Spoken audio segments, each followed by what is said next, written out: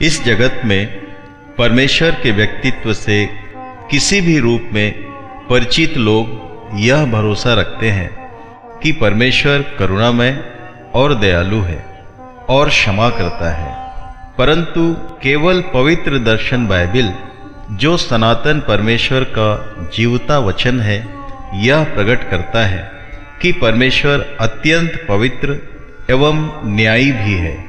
उसके इस दिव्यतापूर्ण गुण का श्रेष्ठतम प्रमाण वहाँ मिलता है जब उसने अपने प्रिय पुत्र वरन इकलौते पुत्र प्रभु यीशु तक को उन 3 स्तरीय परीक्षाओं से गुजारा, जिनमें से कभी आदम भी निकला और आज्ञा नहीं मानने के कारण पापी ठहराया गया था।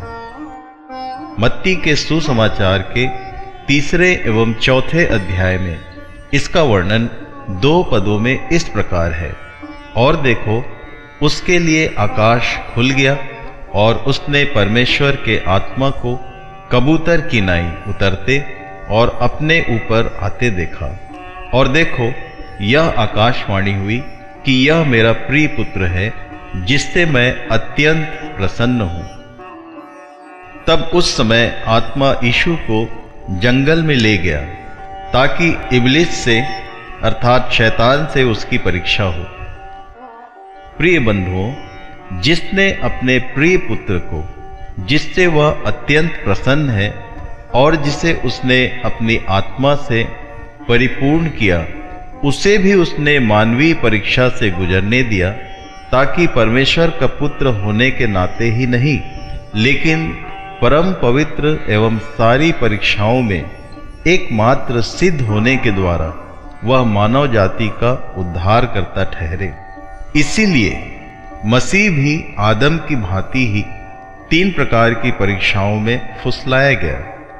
सबसे पहले 40 दिन और रात जंगल में उपवास के बाद, जब वह भूखा था, शैतान प्रभु यीशु के निकट आया और कहा, यदि तू परमेश्वर का पुत्र है तो कह दे कि ये पत्थर रोटियां बन जाएं। मत्ती 4:3। यह पहली परीक्षा मसीह की देह को जब वह 40 दिनों की भूख के बाद आया तो भोजन हेतु बहकाने के लिए थी। फिर अगली परीक्षा आंखों की अभिलाषा की थी। तब इब्लिस उसे पवित्र नगर में ले गया और मंदिर के कंगुरे पर खड़ा किया और उससे कहा, यदि तू परमेश्वर का पुत्र है तो अपने आप को नीचे गिरा दे, क्योंकि लिखा है कि वह तेरे विषय में अपने स्वर्गदूतों को आज्ञा देगा और वे तुझे हाथों हाथ उठा लेंगे। मत्ती 4:5 और 6। यहाँ शैतान मसीह को संसार के लोगों से प्रशंसा पाने को उकसा रहा था। इसमें शैतान का भुलावा यह था कि यदि प्रभु वैसे ही करता तो उसे इज़राइल के देश के लोगों के द्वारा तो आदर और महिमा मिलती, परंतु वह परमेश्वर की स्वर्गीय योजना के खिलाफ बात होती। यह आंखों की अभिलाषा की परख थी। तीसरी परीक्षा जीविका का घमंड आखिरी थी। फिर शैतान उसे एक ऊंचे पहाड़ पर ले गया और सारे जगत के राज्य और उसका वैभव दिखाकर उससे कहा कि यदि तू मुझे गिरकर प्रणाम करे तो मैं यह सब कुछ तुझे दे दूंगा। मत्ती 4:8 और 9। मसीह के लिए संसार पर राज्य करने का यह सरल मार्ग हो सकता था, हालांकि होता शैतान की मदद से। प्रभु यीशु की इन 3 परखों में शैतान की हार हुई, लेकिन इस दुष्ट शैतान का आदम तथा हवा के साथ तो दूसरा ही अनुभव था। श्रोताओं, इन 2 समान परीक्षाओं में एक अदन के वाटिका की और दूसरी जो मसीह के सेवा काल के प्रारंभ में घटित हुई, उनकी कुछ अन्य परस्पर समानताओं पर हम ध्यान करें। हमारे पहले पुरखों को शैतान ने यह कहकर परमेश्वर के विरुद्ध भड़काया कि भले तथा बुरे के ज्ञान के वृक्ष का फल खाने को मना करके परमेश्वर ने उन पर अन्याय किया है। यही विचार फिर दिखाई देता है जब उसने पत्थरों को रोटी बनाने का सुझाव दिया। इसके पीछे शैतान की चाल यह थी कि 40 दिनों का इतना लंबा उपवास प्रभु यीशु के लिए उचित नहीं था और मसीह को शैतान के सुझाव को मानकर पत्थर को रोटियों में बदल देना चाहिए। दूसरी परख में जब शैतान ने हवा से कहा, तुम निश्चय नहीं मरोगे, उत्पत्ति 3:4, तो उसका मतलब यह था कि परमेश्वर सच्चा नहीं है और उसके वचनों पर विश्वास नहीं करना चाहिए। दूसरी ओर मसीह से इसी परीक्षण में बातें करते हुए शैतान ने परमेश्वर के ही जीवित वचन के भजन संहिता 91 में से उल्लेख करते हुए यह सुझाने का प्रयत्न किया कि उसकी विषय की प्रतिज्ञाएं कि यदि वह नीचे कूदे तो स्वर्गदूत उसे चोट लगने से पहले झेल लेंगे, झूठी सिद्ध होंगी। अदन वाटिका में शैतान अपने मन तथा बोली दोनों में धोखाधड़ी के साथ प्रकट हुआ। उसने हव्वा को बहकाया कि यदि वह वर्जित वृक्ष के फल को खाएगी तो मरेगी नहीं वरन जीवित रहेगी।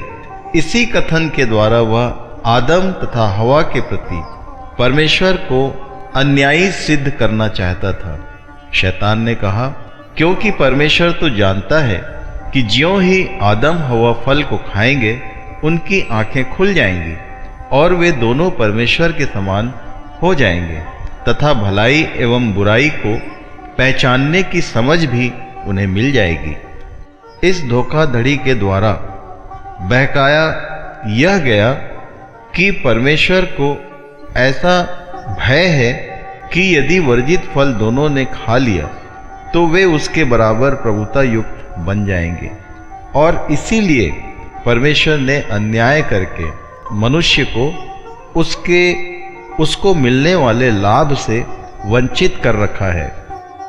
इसी भांति की तीसरी तथा अंतिम परीक्षा जिसमें प्रभु मसीह को शैतान ने लुभाया तथा परखा कि परमेश्वर जो राज्य तथा प्रभुता अपने इकलौते प्रभु को क्रूस के मार्ग से देने वाला है उसे वह शैतान की सहायता से अभी ही प्राप्त कर ले और इस प्रकार क्रूस के मार्ग से वंचित होकर संसार के सारे पापियों के उद्धार के महान उद्देश्य को बेकार करके परमेश्वर की स्वर्गीय योजना को असफल कर दे। मित्रों, पहला मनुष्य आदम परमेश्वर की आज्ञाओं को टालकर आत्मिक पुरुष होते हुए भी देह, प्राण तथा आत्मा में मृत्यु वरण अनंत मृत्यु का शिकार हो गया। लेकिन अंतिम आदम मानव देह में स्वयं परमेश्वर प्रभु यीशु मसीह तीनों परखों में जयवंत हुआ।